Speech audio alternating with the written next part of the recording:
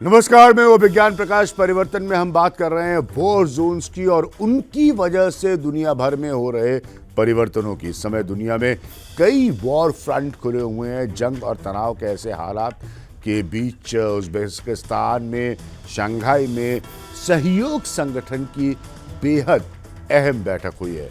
SCO को America के नेतृत्व वाले नेटो संगठन की काट के तौर पर देखा जा रहा है और इसकी बात पूरी दुनिया ध्यान से सुनती भी है।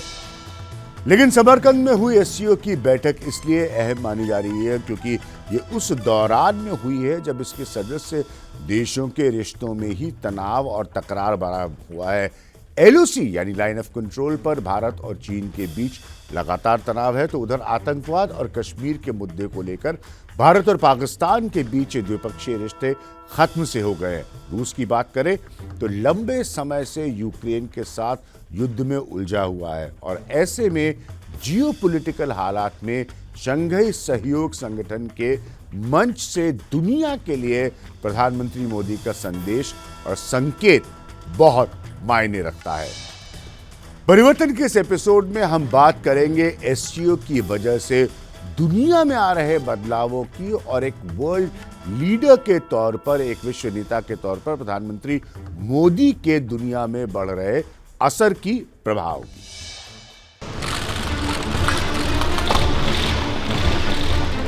शंघाई सहयोग संगठन की यह बैठक बदली हुई नई दुनिया की नई इबारत लिखने की बैठक थी।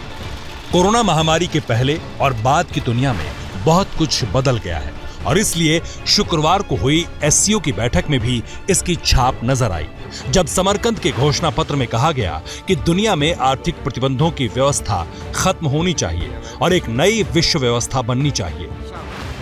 एससीओ के मंच से चीन और रूस ने दुनिया में व्यवस्था परिवर्तन की बात इसलिए भी उठाई क्योंकि संगठन के 3 सदस्य रूस, चीन और ईरान इस समय कई प्रतिबंधों का सामना कर रहे हैं। लेकिन दुनिया के सबसे बड़े क्षेत्रीय संगठन की यह बैठक इसलिए भी अहम थी क्योंकि ये संगठन पूरे यूरोप और एशिया को प्रभावित करता है। इसमें पूर्वी एशिया से चीन, एशिया और यूरोप से रूस, दक्षिण एशिया से पाकिस्तान और भारत, मध्य एशिया से तजाकिस्तान, उज़्बेकिस्तान और किर्गिस्तान जैसे देश शामिल हैं। लेकिन एससीओ की यह बैठक भारत के लिए इसलिए अहम थी क्योंकि 34 महीने बाद पीएम मोदी चीन के राष्ट्रपति जिनपिंग से रूबरू होने वाले थे। 10 महीने बाद रूस के राष्ट्रपति पुतिन से भी उनकी मुलाकात होनी थी और ये मुलाकात ऐसे वक्त में हो रही थी जब दुनिया कोरोना का प्रकोप झेलकर खड़े होने की कोशिश कर रही थी। यूक्रेन रूस की जंग को भी करीब 7 महीने हो चुके हैं और ऐसे हालात में एससीओ के मंच से प्रधानमंत्री मोदी ने दुनिया को कूटनीति और सामरिक रणनीति का अहम संदेश दिया। महामारी और यूक्रेन के संकट से ग्लोबल सप्लाई चेन्स में कई बाधाएं उत्पन्न हुई, जिसके कारण पूरा विश्व अभूतपूर्व ऊर्जा एवं खाद्य संकट का सामना कर रहा है। एससीओ को हमारे क्षेत्र में विश्वस्त, रेजिलिएंट और डाइवर्सिफाइड सप्लाई चेन्स विकसित करने के लिए प्रयत्न करने चाहिए। असल में भारत ने दुनिया को दिखा दिया है कि वो बड़े बड़े विवाद भी सुलझा सकता है। भारत का दोस्त रूस भी है और अमेरिका भी है। 2 धड़ों में बसी हुई इस दुनिया में अगर कोई बैलेंसिंग का सही काम कर सकता है तो वो भारत के प्रधानमंत्री नरेंद्र मोदी हैं। रूस को भारत की ज़रूरत इसलिए है क्योंकि उसे भारत के बाजार चाहिए और साथ ही जो अमेरिकी प्रतिबंध लगे हैं उसके आईने में यह भी साबित करना है कि रूस अलग थलग नहीं पड़ा है। दरअसल अमेरिका विरोधी शंघाई सहयोग संगठन में भी भारत शामिल है, तो वहीं क्वाड में भी भारत की स्थिति मजबूत है। प्रतिबंधों के साए में जहां रूस को भारत का बाजार चाहिए और वो ये भी दिखाना चाहता है कि वो अलग थलग नहीं है, वहीं चीन पर नकेल कसने के लिए अमेरिका को भारत की जरूरत है। और ये सब पिछले 8 साल में बदली हुई इबारत है, जहां दुनिया के सबसे ताकतवर देश चाहते हैं कि भारत उनके साथ खड़ा रहे। और यही वजह है कि एससीओ की बैठक में भी प्रधानमंत्री मोदी पर दुनिया की नजरें टिकी थी। मोदी ने इस मंच से भी जहां कोरोना महामारी से पैदा हुई समस्याओं, युद्ध से सप्लाई चेन के संकट और खाद्यान्न की कमी की बात उठाई, वहीं दुनिया को अर्थनीति का नया मंत्र भी दिया। हम प्रत्येक सेक्टर में इनोवेशन का समर्थन कर रहे हैं। आज भारत में 70,000 से अधिक स्टार्टअप्स हैं, जिनमें से 100 से अधिक यूनिकॉर्न है।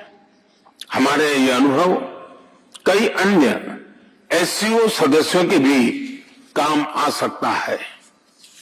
इसी उद्देश्य से हम एक नए special working group on startups and innovation की स्थापना करके एससीओ के सदस्य देशों के साथ अपना अनुभव साझा करने के लिए तैयार हैं।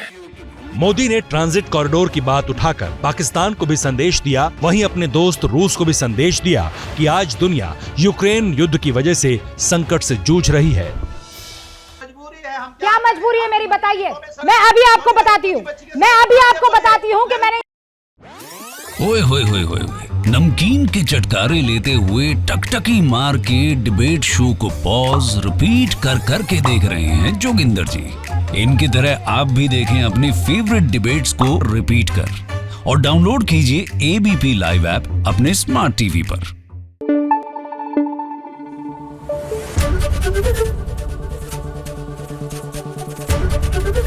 एबीपी न्यूज आपको रखे आगे।